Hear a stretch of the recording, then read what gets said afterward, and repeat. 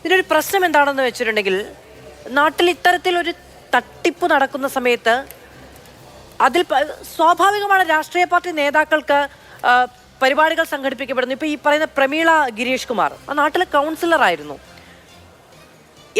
Block അടിസ്ഥാനത്തിൽ സമിതികൾ തുടങ്ങിക്കൊണ്ടാണ് ഇത്തരത്തിലുള്ള പണസമാഹരണവും അതിനുവേണ്ടിയുള്ള ഗ്രൂപ്പുകൾ ഉണ്ടാക്കുന്നതും പോർട്ടൽ ഉണ്ടാക്കുന്നതും അപേക്ഷകൾ വാങ്ങുന്നതുമൊക്കെ. അപ്പോൾ ആദ്യഘട്ടത്തിൽ തയ്യൽ മെഷീൻ കിട്ടുന്നവർക്ക് തയ്യൽ മെഷീൻ വിശ്വാസ്യത ഉണ്ടാകുന്നു, ലാപ്ടോപ്പ് കിട്ടുന്നവർക്ക് ലാപ്ടോപ്പ് വിശ്വാസം ഉണ്ടാകുന്നു, സ്കൂട്ടർ കിട്ടുന്നവർക്ക് മറ്റുള്ളവരിലേക്ക് ഫോട്ടോകളൊക്കെ പങ്കുവെച്ചു കൊടുത്ത് വിശ്വാസ്യത ഉണ്ടാക്കുന്നു. അങ്ങനെ വിശ്വാസ്യത ഉണ്ടാക്കുമ്പോൾ നാട്ടിൽ നിൽക്കുന്ന ആളുകൾ, ഈ പറയുന്ന MLA മാരടക്കമുള്ളവർ, എൻ രാധാകൃഷ്ണൻ, പക്ഷേ എൻ രാധാകൃഷ്ണൻ അടക്കം എല്ലാവർക്കും ഹൂവർ, അപ്പോൾ അവർക്ക് എല്ലാവർക്കും വിശ്വാസ്യത ഉണ്ടാകുന്നു എന്നുള്ളത് ശരി. പക്ഷെ അവനവൻ ഇടപെട്ട് പണം, അവനവൻ്റെ വിശ്വാസ്യത ബലി കൊടുത്ത് പണം കൈമാറ്റം ചെയ്യപ്പെടുമ്പോൾ സ്വാഭാവികമായിട്ടും ഇതിൻ്റെ പിന്നിലേക്ക് ഒരു അന്വേഷണം വേണ്ടേ എന്നുള്ളതാണ്. അപ്പോൾ അവനവൻ്റെ വിശ്വാസ്യത ബലി കൊടുത്തു എന്ന ഉത്തമ ബോധ്യത്തിൽ നിന്നല്ലേ ഈ പണം തിരികെ കൊടുക്കാമെന്ന കാര്യത്തിലടക്കം വാക്കു പറയേണ്ടി വരുന്നത്. അല്ലെങ്കിൽ ഈ പറയുന്ന, ഇപ്പോൾ എൻ്റെ രാധാകൃഷ്ണൻ വാർത്താസമ്മേളനം നടത്തുമ്പോൾ പറഞ്ഞു പതിറ്റാണ്ടുകളായിട്ട് ഞാൻ ഈ രാഷ്ട്രീയത്തിലുണ്ട് എന്നുള്ളത്. അപ്പോൾ ആ പതിറ്റാണ്ടുകൾ നടത്തിയ രാഷ്ട്രീയ പ്രവർത്തനത്തിൻ്റെ മുഴുവൻ ക്രെഡിബിലിറ്റിയും അത് ഒരു ക്വസ്റ്റ്യൻ മാർക്കായിട്ട് മുന്നിൽ നിൽക്കേണ്ടി വരുന്ന സാഹചര്യം ഉണ്ടാകുന്നത് എങ്ങനെയാണ്? നോക്കൂ, ഞാൻ ഇപ്പോൾ മധു ചോദിച്ച ചോദ്യത്തിന് ഉത്തരം പറയുന്നതിന് മുമ്പ് സജീഷ് ഇങ്ങനെ എല്ലാം ഇല്ല എന്ന് പറഞ്ഞു. ഈ മുഖ്യമന്ത്രിയും മന്ത്രിമാരും കൂടെ നടത്തിയൊരു യാത്രയുണ്ടല്ലോ, ഈ സമരത്തിന് വന്നവരെ സമാധാനപരമായി രക്ഷിക്കാൻ വേണ്ടി അടിച്ചൊടിച്ച ഒരു യാത്ര, അവരുടെ ജീവൻ രക്ഷിക്കാൻ വേണ്ടി.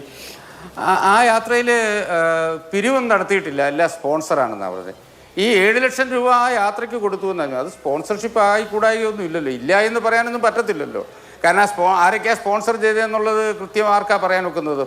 അതുകൊണ്ട് ഈ എല്ലാം അടച്ചു നിഷേധിക്കുന്നതിൽ എന്താ അർത്ഥം? കേരളത്തിൽ ഇതേപോലൊരു പ്രസ്ഥാനം വരുമ്പോൾ അതിൻ്റെ തലപ്പത്ത് ഹൈക്കോടതിയിൽ നിന്ന് റിട്ടയർ ചെയ്തൊരു ജഡ്ജി, ഇതുവരെ ഒരു ആരോപണം കേൾക്കാത്ത സത്യസന്ധനായ ഒരു നല്ല മനുഷ്യൻ, അദ്ദേഹം രക്ഷാധികാരിയായിട്ട് ഇതേപോലെ തന്നെ അനവധി കോളേജുകൾ, അത് LDFും UDFും കോളേജ് കൊടുത്തിട്ടുണ്ട്, വിദ്യാഭ്യാസ സ്ഥാപനങ്ങൾ കൊടുത്തിട്ടുണ്ട്. അങ്ങനെ വളരെ അറിയപ്പെടുന്ന ഒരു സാമൂഹ്യ പ്രവർത്തകൻ, ഇവരൊക്കെ കൂടെ നേതൃത്വം നൽകുന്ന ഒരു സംഘടനയിൽ ആളുകൾ വിശ്വസിക്കുന്നതിന് തെറ്റ് പറയാൻ ഒക്കുമോ? ഇപ്പോൾ സ്വാഭാവികവും ഞാൻ ഇതിൻ്റെ ബ്രോഷറെ കണ്ടപ്പോൾ ഞാൻ എൻ്റെ നാട്ടിൽ ലാപ്ടോപ്പ് വാങ്ങിച്ചു കൊടുത്താലോ എന്ന് ആലോചിച്ചതാണ്. തോന്നിപ്പോകും. കാരണം പകുതി വിലയ്ക്ക് ലാപ്ടോപ്പ് കുട്ടികൾക്ക് കിട്ടുക എന്ന് പറയുന്നത് വളരെ മോഹനമായ ഒരു അല്ലെങ്കിൽ അതേ എന്താ പറയുക വാഗ്ദാനങ്ങളല്ലേ. അപ്പോൾ ആ വാഗ്ദാനങ്ങളിൽ കുഴുങ്ങി. ഇപ്പോൾ എൻ രാധാകൃഷ്ണൻ്റെ വ്യക്തിപരമായി എൻ്റെ സംഘടന, എൻ്റെ സൈൻ എന്ന് പറയുന്ന സംഘടന കഴിഞ്ഞ 15 വർഷമായി കേരളത്തിൽ പ്രവർത്തിക്കുന്നതാണ്. സ്കൂട്ടർ കൊടുക്കാൻ വേണ്ടി ഉണ്ടാക്കിയൊരു സംഘടനയല്ല. ഈ കോൺഫെഡറേഷനുമായി എഗ്രിമെൻ്റ് വയ്ക്കുന്ന സൈൻ എന്ന് പറയുന്ന സംഘടന അത് തൊഴിൽ മേളകൾ നടത്തിയിട്ടുണ്ട്. ദിവ്യാംഗന്മാർക്ക് മുച്ചക്ര വാഹനവും അതുപോലുള്ള വീൽ ചെയറുകളടക്കം വിതരണം ചെയ്യുന്നുണ്ട്. അവർ വാർദ്ധക്യകാല പെൻഷൻ കൊടുക്കുന്നുണ്ട്. പല സേവന പ്രവർത്തനങ്ങൾ കാലങ്ങളായി കേരളത്തിലെ പല ജില്ലകളിൽ നടത്തിക്കൊണ്ടിരിക്കുന്ന ഒരു സംഘടനയാണ്. ആ സംഘടന, അത്തരമൊരു സംഘടന അതേപോലെ തന്നെ ആളുകൾക്ക് പ്രയോജനകരമായ ഒരു പദ്ധതി കാണുമ്പോൾ ആകർഷനായി പോകും. അത് തെറ്റിപ്പോയി, അല്ലെങ്കിൽ അത് വഞ്ചനയുണ്ടായി, അത് കബളിപ്പിക്കപ്പെട്ടു എന്ന് ബോധ്യം വരുമ്പോൾ ഒരു എൻ രാധാകൃഷ്ണന്റെ സംഘടന സത്യത്തിലൊരു ഇരയാണ്. എന് പണം കൊടുത്തു എന്നൊരു കേസില്ല, ഒരു തെളിവില്ല.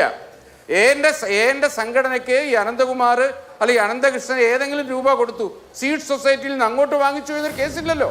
അല്ല, അതുകൊണ്ടാണ് നേരത്തെ പറയുന്നുണ്ടായിരുന്നല്ലോ, ലാലി വിൻസെന്റിനെതിരെയോ എൻ രാധാകൃഷ്ണനെതിരെയോ അനന്തകൃഷ്ണൻ ആരോപണങ്ങൾ ഉന്നയിക്കുന്നില്ല, കൂട്ടുകക്ഷികളായതുകൊണ്ടാണ് എന്നാണ് സജീഷ് പറഞ്ഞത്. അല്ലതേ, ഞാൻ ലാലി വിൻസെന്റിന് 46 ലക്ഷം രൂപ അങ്ങോട്ട് അയച്ചതിൻ്റെ തെളിവുണ്ട് ബാങ്ക് അക്കൗണ്ടിൽ, ത്രൂ ബാങ്ക്.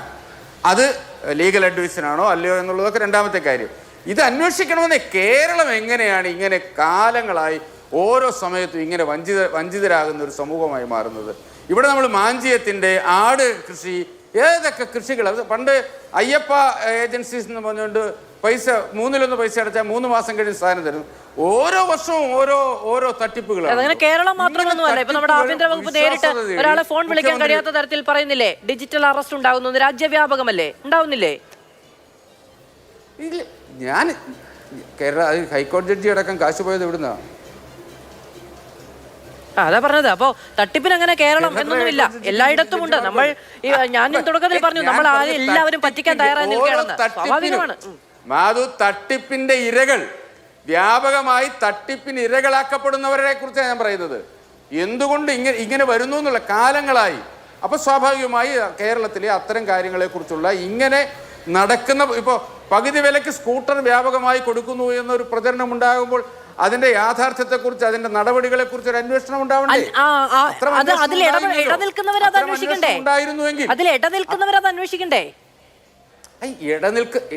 ഇടനിൽക്കുന്നവരെങ്ങനെ അന്വേഷിക്കും? ഇടനിൽക്കുന്നവരാണോ? പോലീസല്ലേ അന്വേഷിക്കേണ്ടത്? ഇടനിൽക്കുന്നവർ ഇപ്പൊ തയ്യൽ മിഷൻ കൊടുക്കാമെന്ന് പറഞ്ഞു, കൊടുത്തു. 5500 സ്കൂട്ടർ AN രാധാകൃഷ്ണൻ കൊടുത്തിട്ടുണ്ട്. 5500 സ്കൂട്ടർ AN രാധാകൃഷ്ണനെതിരെ ഇതുവരെ ഒരു പരാതി ആരും കൊടുത്തിട്ടില്ല. പണം ആവശ്യമുള്ളവർക്ക് ഈ സംവിധാനം നടന്നതിന് ശേഷം സ്കൂട്ടർ കൊടുത്തിട്ടുമുണ്ട്. അപ്പോൾ ഒരു സംവിധാനത്തിന്റെ വിശ്വാസ്യത തകർക്കാൻ ശരിയാണ്. അതിന്റെ മുകളിലുള്ള ആളുകളെ വിശ്വസിച്ച് ചേർന്നു.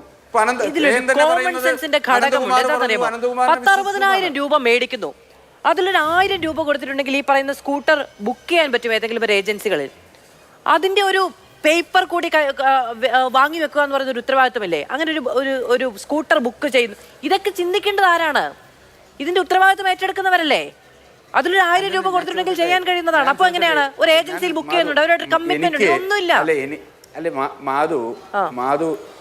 മാധു, ഞാനിവിടെ വന്നിരിക്കുന്നത് ആരെങ്കിലും ന്യായീകരിക്കാനോ ആരെങ്കിലും വിശുദ്ധനാക്കാനോ അല്ല. കേരളത്തിൽ ഇതേപോലൊരു തട്ടിപ്പ് നടക്കുമ്പോൾ ആ തട്ടിപ്പിനെ കുറിച്ച് അന്വേഷിക്കണം. ആ തട്ടിപ്പിൽ ആരൊക്കെ പങ്കാളികളായിട്ടുണ്ട്, ആ തട്ടിപ്പ് ബാധ്യതയുണ്ട്. കാരണം ഈ തട്ടിപ്പുമായി ബന്ധപ്പെട്ട് വലിയ വിമർശനം ഉയരുന്നത് അങ്ങയുടെ ഒരു നേതാവിനെതിരെ കൂടിയാണ്. അല്ല, അത് തന്നെയാണ് പറഞ്ഞത്. എൻ്റെ നേതാവിൻ്റെ പങ്കാണ് ഞാൻ പറഞ്ഞത്. എൻ്റെ നേതാവിൻ്റെ പങ്ക് എന്ന് പറയുന്നത് അനന്തകുമാറും ഹൈക്കോടതി ജഡ്ജി അടക്കമുള്ള ആളുകൾ ചേർന്നുണ്ടാക്കുന്ന അവരുടെ തലപ്പത്തിരിക്കുന്ന ഒരു സംഘടനയെ വിശ്വസിച്ചു എന്നുള്ളത് ശരിയാണ്. അതേപോലെ ഇതുവരെ വിശ്വാസം ആർജിച്ച ഒരു സമൂഹത്തിന്റെ മൊത്തം വിശ്വാസം ആർജിച്ച ആളുകളെ വിശ്വസിക്കുന്നത് തെറ്റാണെന്ന് പറയാൻ ഒക്കുമോ? ഇതിനു മുമ്പ് ഏതെങ്കിലും കള്ളത്തരങ്ങൾ ഉണ്ട്, ഇതിനു മുമ്പ് എന്തെങ്കിലും ആരോപണമുള്ള ആളുകൾ ആണെങ്കിൽ ശരിയാണ്. തട്ടിപ്പിന്റെ ഒരു ലാഞ്ചന പോലും ഇല്ലാതെ 100% വിശ്വാസയോഗ്യം എന്ന് വിശ്വസിച്ച ഒരു സംഘടനയെ ബന്ധപ്പെട്ടു, അവരുടെ ഒരു പ്രോഗ്രാം ഏറ്റെടുത്ത് നടപ്പിലാക്കി എന്നല്ലേ ഉള്ളൂ. ആർക്കെങ്കിലും പണം കൊടുക്കാനുണ്ടെങ്കിൽ രാധാകൃഷ്ണൻ അതല്ലല്ലോ. പണം കൊടുക്കാനില്ലെങ്കിൽ അദ്ദേഹം എന്തിനാണ് എന്നുള്ളതാണ്. അത് അദ്ദേഹത്തിന്റെ വിശ്വാസത്തിന്റെ പേരിലാണ് എന്ന് അദ്ദേഹം വിശദീകരിക്കുകയും ചെയ്യുന്നു. അദ്ദേഹത്തെ വിശ്വസിച്ച് പണം കൊടുത്തവരെന്ന് വിശദീകരിക്കുകയും. സ്വാഭാവികമായി ഞാൻ പറഞ്ഞ ഒരാൾ പണം മുടക്കിയാൽ ആ പണത്തിനൊരു ഉത്തരവാദിത്വം എനിക്കുണ്ടാവും. എന്നെ വിശ്വസിച്ചാണ്. എന്തായാലും വ്യാപകമായ അന്വേഷണത്തിലേക്ക് പോലീസ് കടന്നിട്ടുണ്ട്. അറസ്റ്റുകൾ ഉണ്ടാകുന്നുണ്ട്. ഏതാണ്ട് 36,000 പേർ ഈ തട്ടിപ്പിനിരയായിട്ടുണ്ട് എന്നാണ് പറയുന്നത്. 60,000 രൂപ വീതം വാങ്ങി പൂജ്യങ്ങൾ കൂട്ടിക്കൂട്ടി നോക്കിയിട്ടുണ്ടെങ്കിൽ അന്തമില്ലാത്ത തരത്തിലുള്ള പണമിടപാട് കേരളത്തിൽ നടന്നിട്ടുണ്ട് എന്നത് വ്യക്തമാവുകയാണ്. ആ പണം പക്ഷേ ഈ പറയുന്ന അനന്തു കൃഷ്ണന്റെ അക്കൗണ്ടിൽ പോലും നാമമാത്രമായ തുക മാത്രമേ ഉള്ളൂ. അത് എവിടേക്കൊക്കെ പോയി എന്നുള്ള കാര്യത്തിൽ അടക്കമുള്ള അന്വേഷണം വേണ്ടതുമാണ്.